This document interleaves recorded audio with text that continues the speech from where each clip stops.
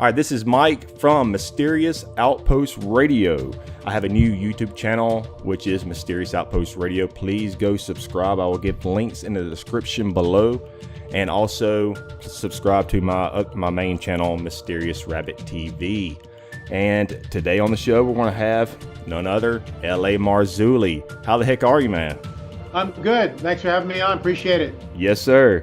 So, of course, I'm very familiar with your Watcher series. We have discussed that before, it's been a while though. Not a video interview, it's just a regular podcast. But I want to go back, I guess before we get into it, explain the difference between the fallen angels and the Nephilim. Well, I mean, different people have a different take on this. I hold to what my mentor, Dr. I.D.E. Thomas, and others like Chuck Missler and Gary Stearman, Chuck Smith, G.H. Pember. So, I mean, I'm not just waving my arms here. I've read their material and formed my opinion. In my opinion, the Nephilim are the progeny of the fallen angels and the women of earth. It says the sons of God saw the daughters of men, chose wives from whoever, and went into them, married them, chose wives, married them.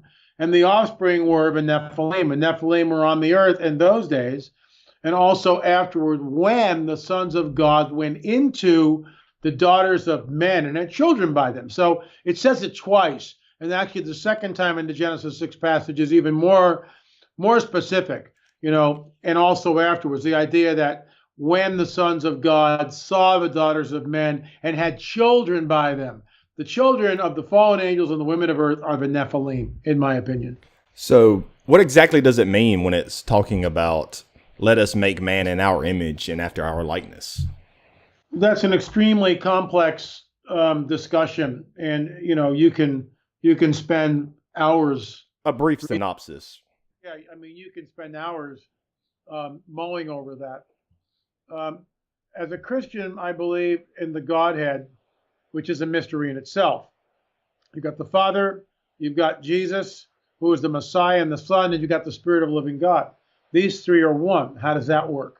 And we don't really know, and it's very difficult to comprehend it with a finite mind to begin with. But we are the replacements for the fallen angels, in my opinion. In other words, there's a rebellion that happens, I believe, in the far distant past, aeons ago, right? Mm-hmm. In the far distant past, where there was this rebellion and Lucifer fell with basically a third of the angels. We are, in my opinion, the replacements for the fallen angels. And he never does anything twice. Why not make more angels? No, he doesn't have to do that. He's going to make something new and different, which is what we are. But we are made in the image and likeness of him. And I mean, you just go figure. When you look at the complexity of a human being, you have to ask me this question, didn't you? When you look at the complexity of a human being, when you look at the face and all the myriad of muscles and facial construction, when you look at what's in here, this is a control module right here, right? So you've got eyes, you've got all these senses. When you look at the fact that our taste buds are so evolved, we like this, we don't like that, smells, hearing, sight, all plugging into this computer, but that's not where we sit. It's not where our consciousness sits. We use the brain as a tool, just like we use all these senses that we have. So when the Bible says that we are fearfully and wonderfully made, I mean, that's sort of an understatement. I mean, I am just in awe at the way this little thing works that I find myself living in. And I've been saying this at conferences, and I'll say it at the Prophecy Watchers Conference coming up on the 13th of the month. And I'll be speaking on Friday night in the big room on the 100th year anniversary of October 13th, the Fatima apparitions, which we just finished a new film, but I digress. But I've been saying this to conferences and people all over the United States. If we are intellectually honest, we have no idea of where we are and how we got here. Nobody knows if the universe is analogous to the United States. Is planet Earth in Topeka, Las Vegas, with the, I don't want to be there right now. Yeah. New York City or Los Angeles? No one knows. Nobody knows what this is or where we really are in it. And so we're all in this like matrix. We We are raised up in this thing, and oh yeah, this is reality. Not so fast, citizen. It's not reality. It's the reality that we perceive, but there's a reality which completely supersedes this. So it's a very complex question, and one that I, am constantly plumbing the depths of, as it were. And I think you explained it very nicely, LA. But one thing I do agree on, we did not come from a freaking puddle of mud. There's no way. Because just like you said, this is a complex computer, and they're still trying to it took them, I think they're finally getting to grasp with having computers to process to the quickness of the human mind, and they're still struggling with that. But I'm digressing, but that's a dangerous subject to kind of get into whenever we are trying to figure out computers or AI to actually think like a human or to process information like a human. But I may save that for a later show, though. But anyways, with the Nephilim and the fallen angels, do you think it's possible that their bloodlines are here on Earth today, and possibly that the Antichrist or Antichrist figure is possibly part of that bloodline? Well, the Antichrist figure will be the seed of a serpent. He will be the son of perdition. He will be, in my opinion, literally, Satan will impregnate a woman in the same way that Mary, in a similar way, not the same, in a similar way that Mary was overshadowed by the Spirit. Somehow, the fallen cherub will pass his genetic information into this man of sin, the son of perdition. Don't ask me how that works. In my opinion, and a lot of people get into the whole Rh negative blood thing. And I just haven't had time to do it, but I'm going to explore that. And I know enough about it to get me in a lot of trouble. But I have asked a hematologist about what's the deal with the Rh negative. And the woman said, well, it's rare, but it's human in all aspects. I mean, it's completely human as we know it. So it'd be interesting to get some DNA on that and find out, what if there really is any difference.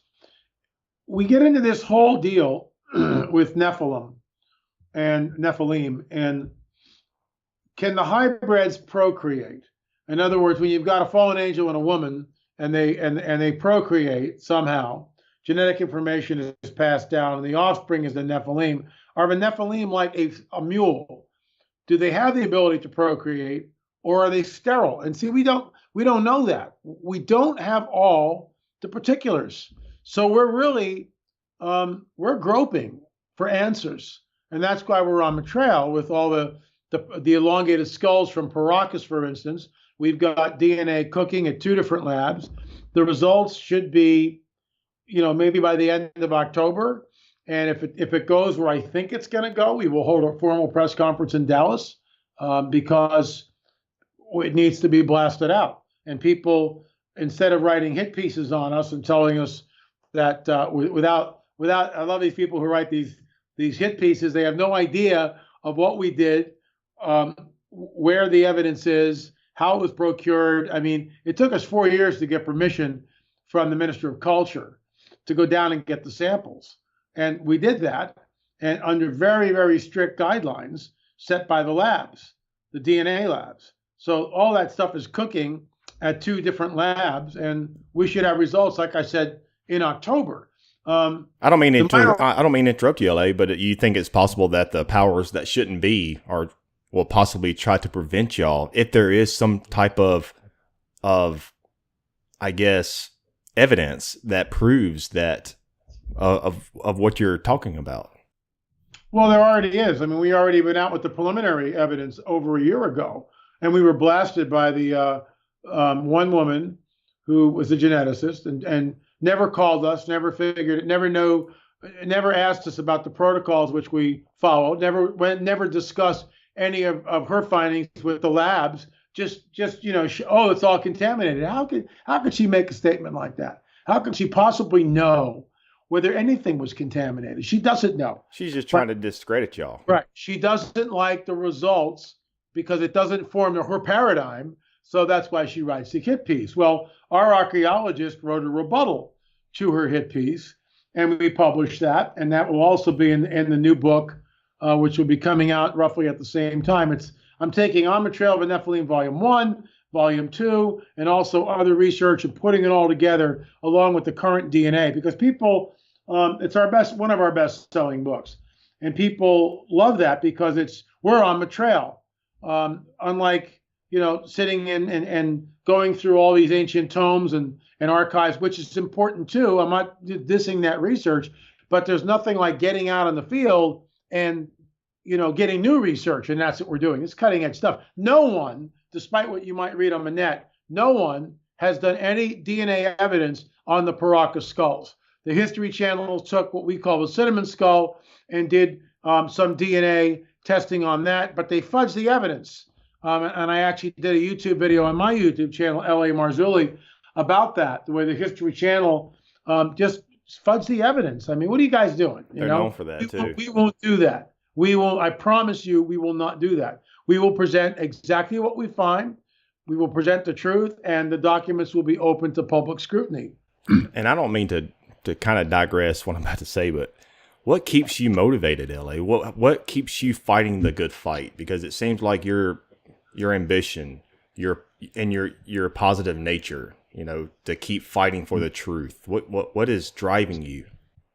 Well, what drives me is a love for Jesus. I mean, that's the deal, and knowing that what we are doing in some ways points back to the validity of the biblical prophetic narrative. I mean, that's the overarching idea here. The overarching mindset is that we believe that 3,500 years ago, when Joshua and Caleb went into the Levant, the promised land, and prosecuted the war against those tribes are all Nephilim tribes. And the mandate from a loving, holy God, wipe them all out, including the animals. And unless we understand that what is happening there is a cosmic chess match, which I wrote about, is genetic manipulation in the animal kingdom, which is an abomination, and genetic manipulation in the human kingdom, humankind, which again is an abomination, which is why the mandate goes out to wipe everything out there. And now, once you plug that in, all of a sudden it becomes, oh my gosh, I get it. Without the Nephilim there, it's like, huh? So we believe that 3,500 years ago, the Nephilim fled the area. And some went northward into Europe. Others went, built papyrus boats and went across the Atlantic. And, Thor Heyerdahl proved this. And I'll be presenting this portion of it in Dallas, that Thor Heyerdahl proved you could build a papyrus boat, put a sail on that deal, sail out the Straits of Gibraltar, and the trade winds, without knowing where you're going, the trade winds will carry you to Barbados, which is the New World. So we have tales of giants from all the First Nation people, all the Native Americans who are here, pretty much, all over the United States. They're there. 9, 10, 12 footers with red hair. Heck, on Catalina Island, and we showed that on the Trail of the Nephilim too, I found the photograph of Ralph Glidden, 1919, and in front of him is basically a 9-footer. We found skeletons with 6 fingers, which isn't supposed to be there, elongated skulls. Are you kidding me? Right out here on Catalina from not even 100 years ago, Ralph Glidden. And all that's kept under the record, under the radar. All that is obfuscated. The American people don't know what was here beforehand because it points back to the validity of the biblical prophetic narrative, and the biblical prophetic narrative goes against the Darwinian paradigm. That is what's at stake. And I know exactly what you're talking about. And to me, it seems like I'm not really a pessimist person by no means, but I like to, kind of examine every possible angle. And one thing that, especially when you start spitting out truth, I feel like you put a target on your head. Have you? Oh, absolutely. Have you had any type of death threats towards you? Yeah, we were met by a spook in March from an alphabet agency, and this was his opening statement to me. LA, what kind of phone do you have? And I go, I have an iPhone. And he goes, well, is it encrypted? I go, no. He goes, well, they can come and get you, and then they can find kiddie porn on your iPhone. Oh, really? Isn't that interesting? And what's interesting is that's what you see happening on the news. Some guys arrested with kiddie porn, and it's the trial, not by jury, the trial of public opinion. We don't know how that got onto that phone. I was threatened that way. That's the first thing. That's why I tell the story over and over again, because it's all out there. Okay. And you're welcome to come right now and look at my iPhone. Nonsense. So that's the first thing. The second thing he said is, what kind of car do you drive? And I drive a 26-year-old automobile, which I restored, and I love it. And he goes, does it have a computer? And I go, yeah, it's got a primitive computer. He says, you might want to get that checked out. So I was driving the car, and I was coming around a turn and up here in the Santa Monica Mountains. And that turn is the left-hand turn with like 1,000-foot drop, no guardrail. Now, it's not straight down. It's like, but you go over there, see you later. Mm-hmm. All of a sudden, I hear pop, and I'm doing 55 miles an hour, which is the speed limit. All of a sudden, I hear a pop, and I lose control of the car. The car will not steer because the main fan belt, the serpentine belt, which runs all the power steering and everything else, is broken. Now, I've been driving for 50 years, literally. Never had anything like that happen. And when the tow truck driver picked me up, because I had to go like this, I steered the car, manhandled the car, steered the car away, and then, my heart's beating. If my wife was in the car, that would have been it. If she was driving, that would have been it. She wouldn't know how to react to that. Mm-hmm. So he looked at the belt, and his first words were, do you have any enemies? Because the belt looked like it was cut in 3 different places. That's what it looks like. Somebody took a razor blade in one slice, moved over 1/2 inch in one slice, moved over another 1/2 inch in one slice. That's what it looked like. Can I prove that? No, I can't. But I find it very interesting. So, those were threats that were given to us in last March. This guy also told us that the next war was going to be in North Korea. He told us that. So, yeah, we've had stuff like that. And the reason for it was our work on the Kandahar Giant. That was the thing that put us on the radar. When we started talking about the Giant of Kandahar, that got the powers that be interested. They don't want the people to know that there's 12-footers running around. What are they afraid of, though, L.A.? What is their... why are they afraid for this information to get out? Control because and more control. Well, I'm sure the Smithsonian is already controlling most of it anyways.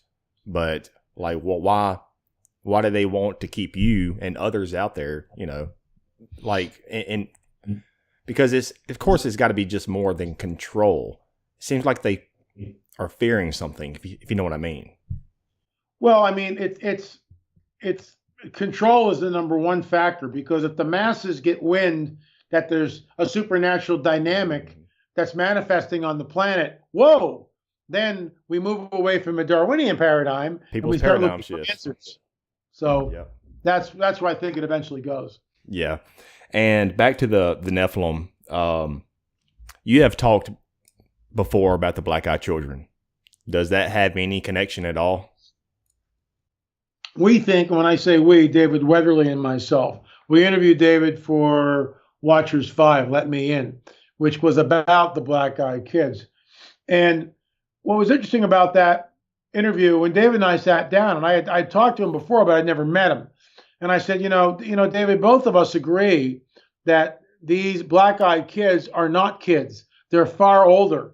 They're stunted. So they look like children, but they could be 50, 60, 100. We don't know how old they are. And they're definitely interdimensional, and they're in a fixed state. They're in a fixed state. They are evil. They are highly malevolent entities. End of story. So that's what we think that they are. We think that they're hybrids of some sort. Exactly.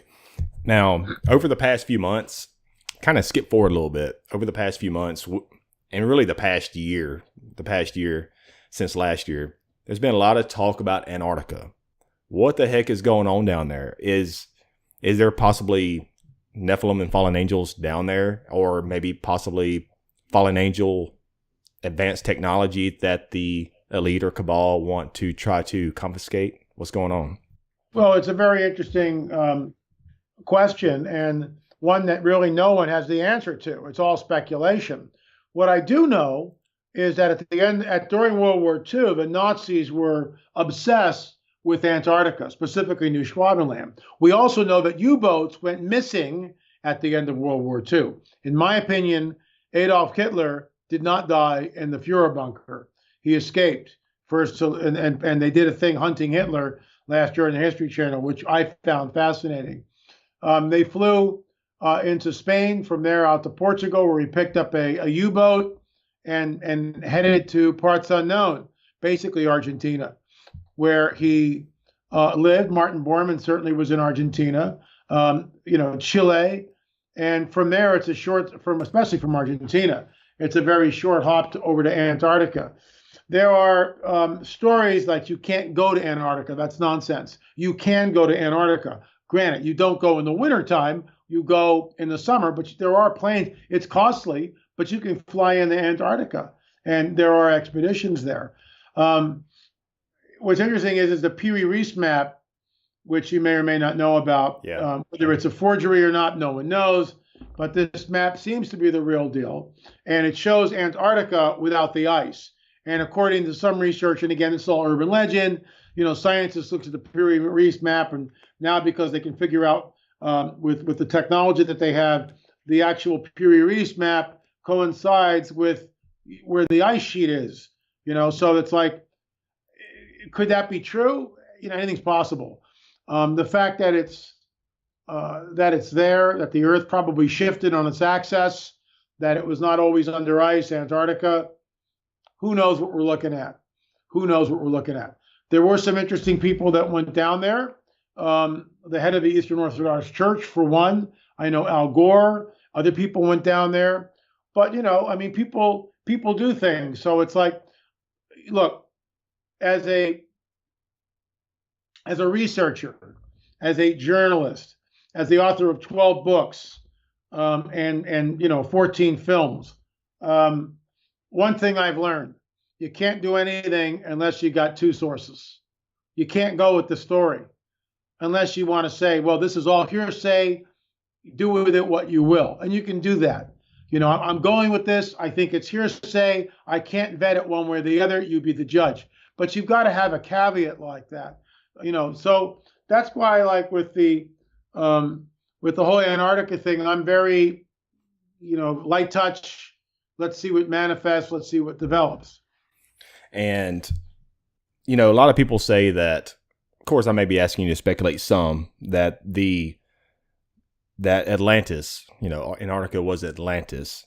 But I've also heard a new type of theory not too long ago about the original, or the story of Garden Eden was actually down there as well. And that's why a lot of the big interest of Antarctica is really been going on.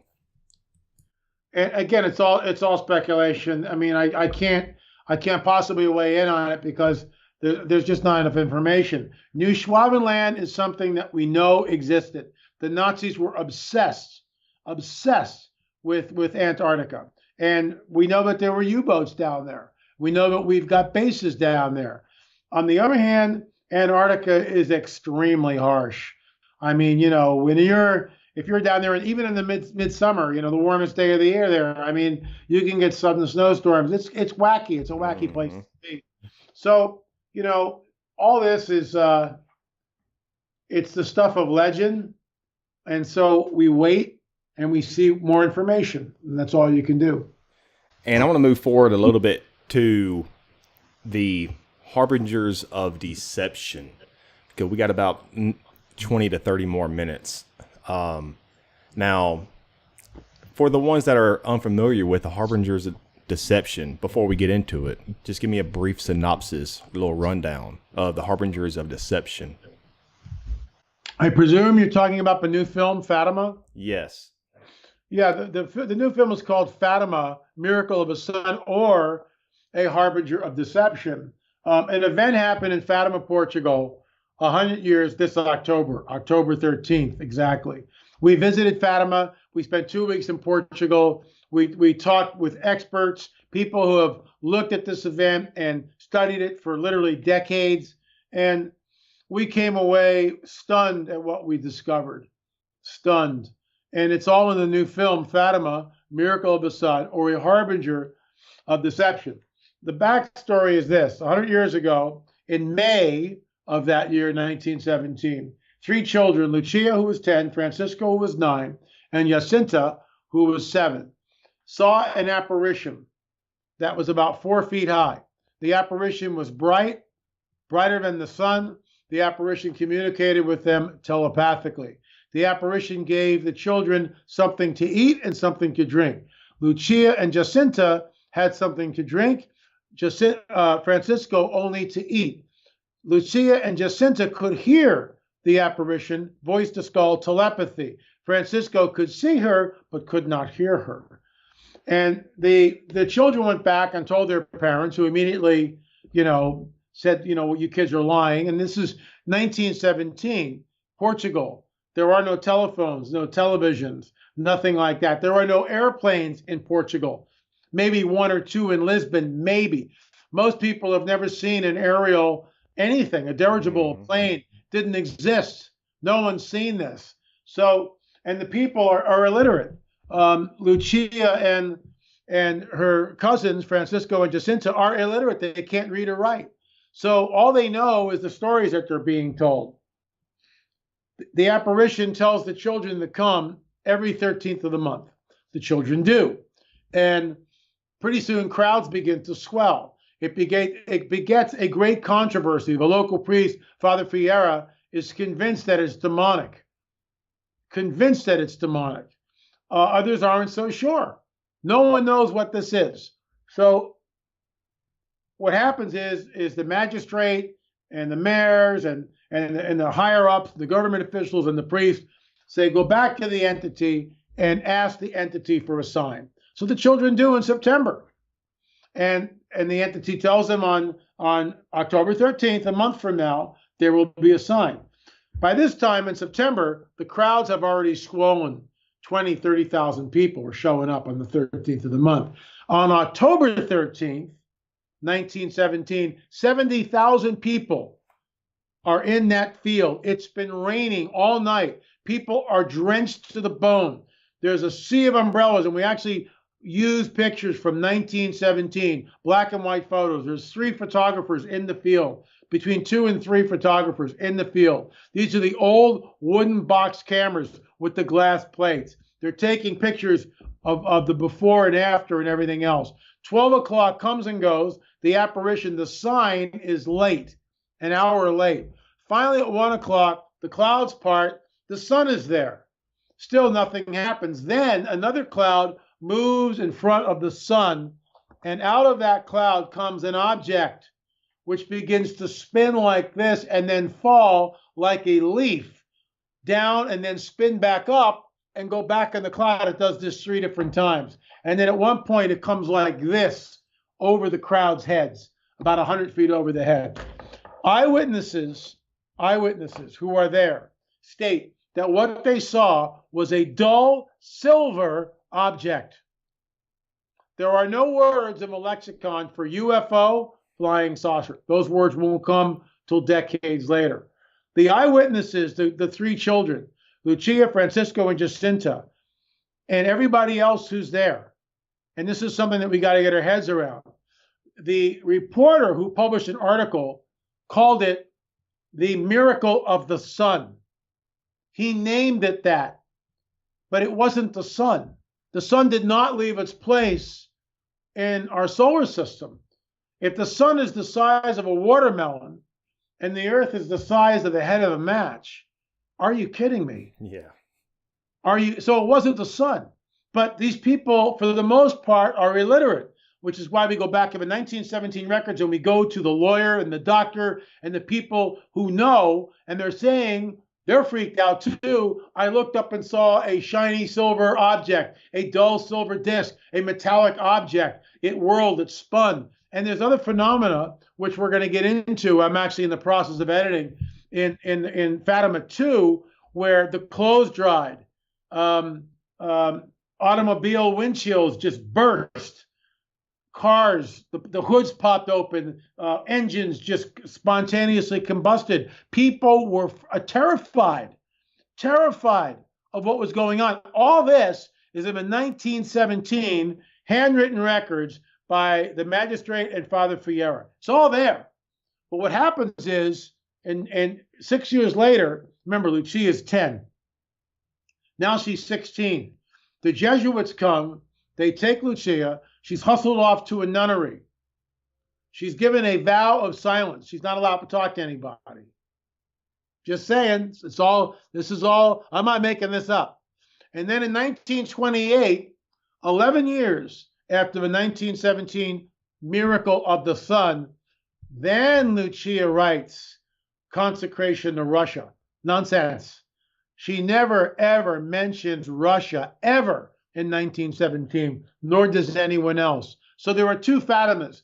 The Fatima that happens after 1917, which in my humble opinion is a confabulation to spin it, and the real events that happened in that field in 1917. And it was not the sun that came over the crowd. It was not the sun that left its place in the solar system. It was something else. And when this object came down, it spun like this, and all the colors changed. There were these fibers that came down over the crowd. And all this has been dressed up in like religious clothes when it shouldn't be. People should be looking at what this is, going back to the 19th, which was what the whole purpose of the film is. It's not to disparage anyone's belief system. People who are listening to us now, you can believe whatever you want to. I don't care. But if you're interested in what happened there, you've got to do some research. You just can't be dogmatic and go, well, I believe it was this because that's what I've been told. Do the homework. It's just like the Shroud of Turin. Some people go, oh, it's just a ridiculous artifact, LA. It has nothing to do with the burial cloth of Jesus Christ. I say, have you ever actually gone to shroud.com and spent a half an hour looking at the preponderance of evidence that it actually is the burial cloth of Jesus? That the image that's on the shroud is defies the scientific community even today. That the carbon-14 testing that was done on it has been proven to be deliberately skewed. We know that because there were end-to-end splices done by the poor Sisters of Clare in the 15th century. All that's been proven. So we know that it's not a forgery, and it's not a medieval forgery. In my opinion, I call it the calling card of God. So I'm not an anti-supernaturalist at all. I'm totally into it. I believe in the shroud, but I don't believe in the Fatima apparitions. I do not believe it was the Mary of the Bible. And I think that the problem with this is 70,000 people who are in that field had their paradigms rocked. And no one, when this thing happened, no one rebuked first and asked questions later. Everybody's going, wow, what's that? And when the thing flies over, the thing flew over less than 100 feet above the ground. Remember, people had never seen anything in the air before. Are you kidding me? They don't even know how to process this. There's nothing in their paradigm. So that's why we hear dull silver disc. Is it a harbinger of deception? In my humble opinion, without trying to disparage in anyone's belief system, yes, it's a harbinger of deception. And the reason for this is it shows that when the supernatural manifests, everything changes. People don't know how to adjust their paradigm. And unless you have a solid biblical worldview, you will be deceived. Jesus tells us that men faint from fear from what is coming upon the earth. What can that be? It could be Planet X, as some people think. It could be asteroids. It could be a mile-wide mothership, which is the game changer. So, to me, it sounds like, of course, some type of UFO. But it seems like it was bringing about fear amongst the people. So terrified. So what's your thoughts on UFOs? I don't know if we can classify them all together, but are they evil in origin? In my opinion, that the whole UFO phenomena that we see is highly malevolent. These are messengers of deception, as Jacques Vallée would say. And we tried to get Jacques Vallée, because he's weighed in on Fatima before. We tried to get him, and he never even replied to the email. So I know he's busy. He probably has millions of emails, and maybe he just didn't want to do it. I respect him. I love his work. He's a great guy. I wish he would have consented to come on the film. And I would love to get him on Fatima too. In fact, what I may do is send him a free copy and see if he replies that way. But look, in my opinion, these entities, just look at the track record. People are abducted against their will. Horrific, sadistic medical experiments, often very sexual in nature, these people are subjected to that. 5-year-old boys and girls are abducted against their parents' will, against their will. People are mutilated. Cows are mutilated. The blood is drained. And this cat and mouse game has been going on for decades. For decades. They're being held back. They're being restrained by a superior force, in my opinion, which is why they don't show themselves. And it seems like the elite are trying to gather all this, either crashed UFOs or any type of, they try to keep this under the table, out of the public eye. And if people that do come forward try to whistleblow, or anybody, they try to label them as a lunatic, a nut job, a conspiracy theorist. But I believe that these elite are using put it on. Are you? Which is why I wear my tin hat proudly. Thank you. I need to get me one, LA. But it's amazing, isn't it? Yeah. Anyone who has a contrary opinion of what the mainstream media tells us how we should think, groupthink, is immediately labeled a conspiracy theorist, or one of those tin hat type people. But they've never done a modicum of how is it that I can write about the Shroud of Turin and somehow that's okay? That's a supernatural event. But I look at Fatima, or I look at UFOs, and somehow I'm a conspiracy theorist, or I'm part of a tinfoil hat brigade. I mean, are you kidding me? Are you kidding me? I do these. We were at Steve Quayle's conference, which, by the way, was incredible. And Steve really, I'm sucking on a lozenge here. Steve hit it out of the park. 3,000 people in that venue, and I'm on the stage, and I go, okay, how many of you in the audience lights in the sky, have seen lights in the sky, a UFO, orbs, sleep paralysis, had an encounter with a beam? I got to tell you, 80% of the people, I've never seen the hands go up. 80% of the people in that venue had their hands raised. And I said, keep them up. And I looked at the camera and I said, pastors, you need to deal with this, because there's people in your congregation that have had an experience and they're afraid to tell you about it. Why? Because they know they're going to be ridiculed. They'll point to the tinfoil hat. When I got off that stage, okay, there was a half an hour before the next speaker. Went back to my table. We had a line of people that wanted prayer that went on for 2.5 hours nonstop. And some of the stories they had never told another person before. I'm the first person they're telling to. How does that make you feel? How did it make me think? What did it make me think? It made me think that people are afraid to say anything because they'll be called nut jobs. And meanwhile, one woman had held this since she was 8 years old. 8 years old. She never told anybody. And she said, LA, and she's like weeping. And she's going, I was taken 2 nights in a row. They put a needle in my belly button. Have you ever heard that? I said, of course I have. What they do with that is they're collecting the ovum. That's what they're doing. They're getting your eggs. So you tell that to a person who hasn't done any of the research. Oh, that's preposterous. Away. And I prayed with her, and something left her. Something left her. The 2 guys that came up afterwards said, wow, what was that about, LA? Something came out of her like we couldn't even believe. The hair stood up on my arms. Both of them said that. So, look, all this stuff is real. We live in a supernatural universe. And the fact is that people are so asleep that they think this is reality. And it's not. We're moving through it. But we're supernatural beings. This thing is a shell, and I'm trying to keep this shell as physically fit and mentally awake as I possibly can, because I'll be 67 in December. 13 years, I'm 80 years old. Think about that. Well, at your pace right now, it looks like you're going to be okay. In 13 years, how old will you be? So you're not 43. Okay, so you're not thinking like I'm thinking. You see what I mean? Yeah. You're not. I'm going like I got 80 years old. I mean, Chuck Missler's like now 83. Gary Stearman will be 80 next year. And both of these men are mentors to me. But the thing is moving like this, and it moves really, really quick. So I want to be as fit as I possibly can to do what I'm doing, what he's called me to do. Because it takes decades to build a man of God. And not that I'm, Saint LA, he's arrived. That's not, I'm under construction. This morning on my run, I got hit last night with really heavy, intense demonic dreams. So I'm on my 6-mile run this morning, boasting here.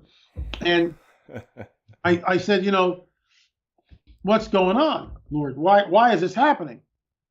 And at the very end of the run, the Lord said, you have a root of bitterness. You're bitter against someone. Can't go there. That's your open door. Now, someone else may be able to hold on to that root of bitterness for a while. Not here. Because of what I do, I have a very short leash, and the accounts are very short. I immediately, and I repented about this like 3 weeks ago, and here it is back again. I picked it back up like a dog returning to its vomit. I picked it back up. I think I'm gonna slurp on this for a while. This is really good vomit. How's that taste? That's what it is, poison to the spirit, and it opens up the gateways and the portals, and that's why I got hit. And I just went, Father, just take it. Be my shield, man. Just take it. And it's like when the Bible tells us to pray for those who spitefully use us. There's Jesus on the cross. And he goes, Father, forgive them, for they know not what they do. Are you kidding me? Are you? That's our model right there. That's our model. When in doubt, look at Jesus. When in doubt. But that clears things up. But let's go back to that woman that she talked to you at the conference with her abduction. Now, that's kind of what I was leading up to before you mentioned that, is that they want to label everybody as nut jobs, tinfoil hat wearers, we're lunatics. But at the same time, I believe that if these abductions are true, I believe it's some rogue government, some alphabet agency that is under black budget money.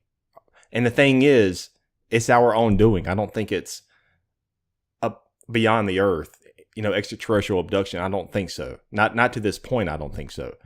So they're labeling us as conspiracy theorists, but at the same time, they are conducting these type of experiments, possibly even with UFOs. Who knows? We'll get into that just a second before we end the conversation with the Great Deception. But why are they doing this? And why are they conducting these abductions? Because it seems like they are trying to lead up to something. It's hard to put into words, but you feel something with all these stories of UFOs, abductions, and if it's true that it is our own government or some rogue group out there with a lot of black budget money, it seems like they're leading up to something. And my thing is, I just can't wrap my head around that. But the only thing I can see is maybe some type of great deception that you do talk about. Well, first of all, is the government involved? Many of us believe that there was a quid pro quo in the Eisenhower years when these entities, which are not extraterrestrial, they are interdimensional. These entities are interdimensional, and they came here and they gave us technology for trading for access to the population. Now, you can say what you want, but in Watchers 7 and 8, we interviewed this guy by the name of Bill, and we also interviewed Bill Salas. Both of these guys were taken out the windows. Bill, the little 5-year-old, went up through the ceiling in his roof. You can't do that.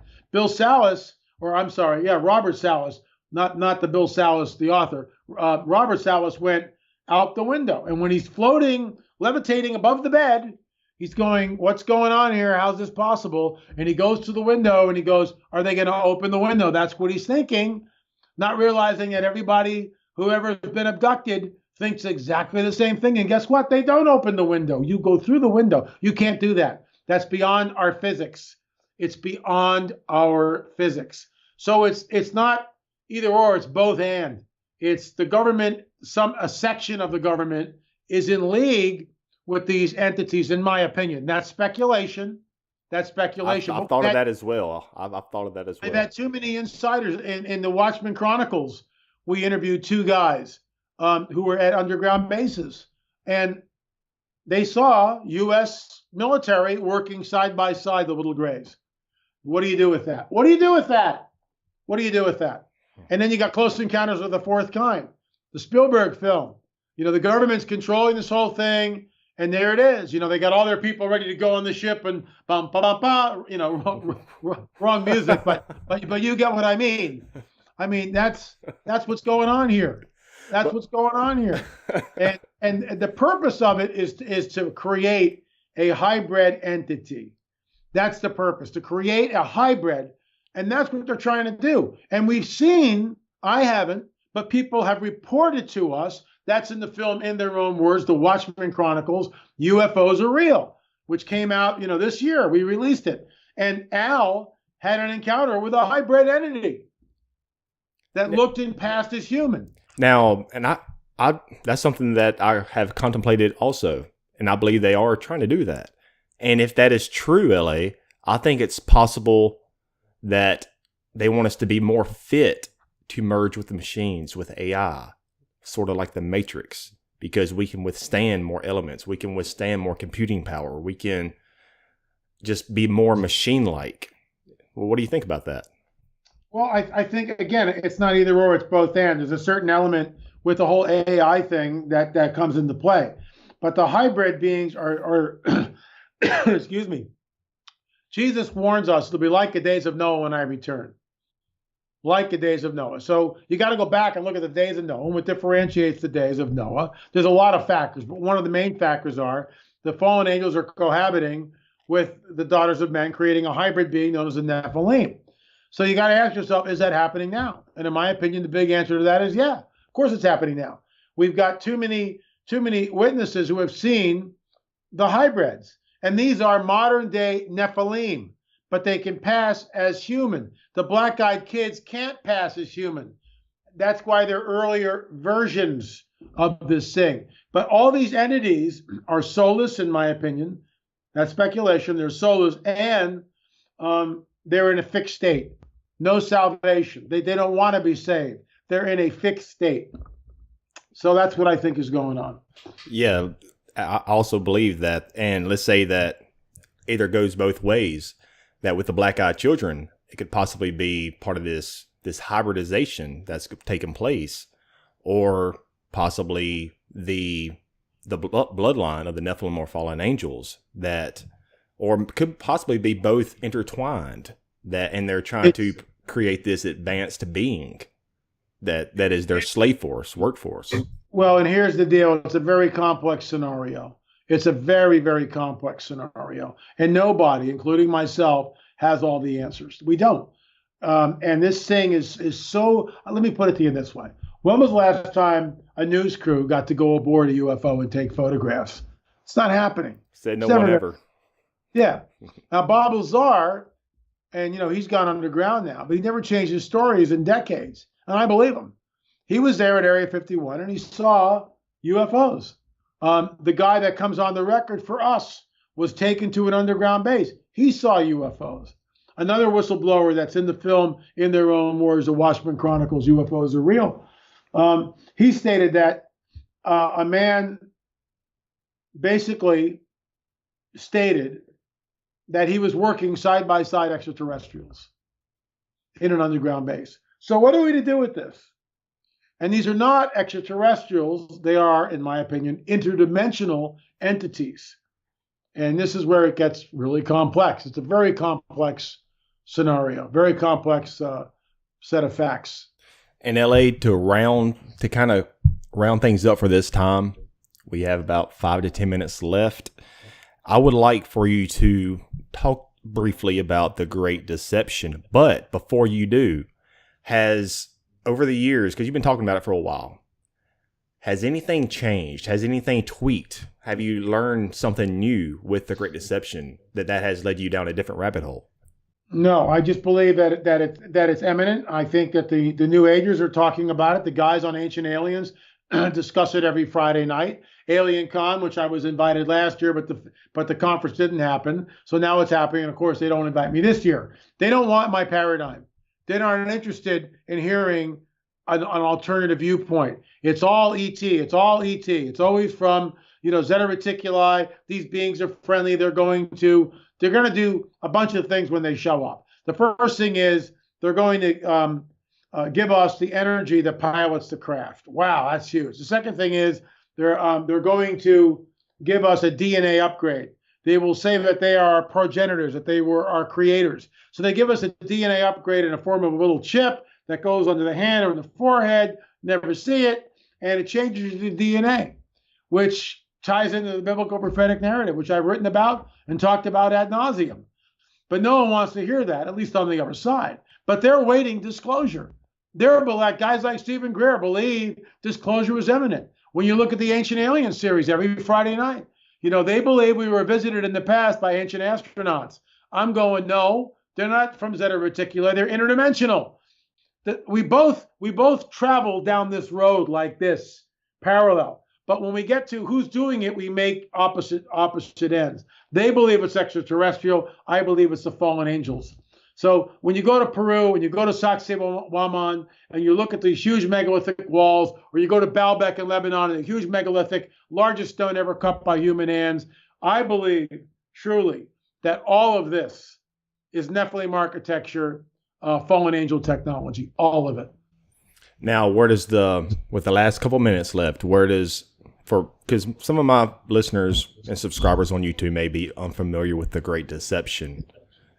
Like, what is the Great Deception, and when will this take place? I might be asking you to speculate just a little bit, but just enlighten my audience a little bit. I think we're close. I think it could happen basically at any time. When it happens, they will say, ET, when they come in the ships, and they'll show the ships, the governments of the world will unite and say, we've known about them, now it's their time for revealing. It could happen after some sort of a nuclear incident. It could happen right after the rapture of the church, which is a very small amount of people. It's not billions, it's in the millions. And so we won't be missed. We won't be missed. They will say that we created all life on this planet. We genetically manipulated early man. We started the world's religions and the world's earliest civilizations. Now at this critical juncture, we are back to usher mankind into a time of peace, prosperity, and knowledge, a golden age. That's the lie. That's the coming great deception. And I firmly believe we are on the cusp of it. Well, LA, I really appreciate your time this time around. Thank you. And I got to have you come on in the near future. We can discuss some really cool stuff also, because there's so many different avenues that we could go down. Just like you said, that this is a very vast subject, and it's hard to wrap your mind around sometimes, But anyways, LA, I appreciate it. You have a good evening. And until next time, keep truthing and have a good one.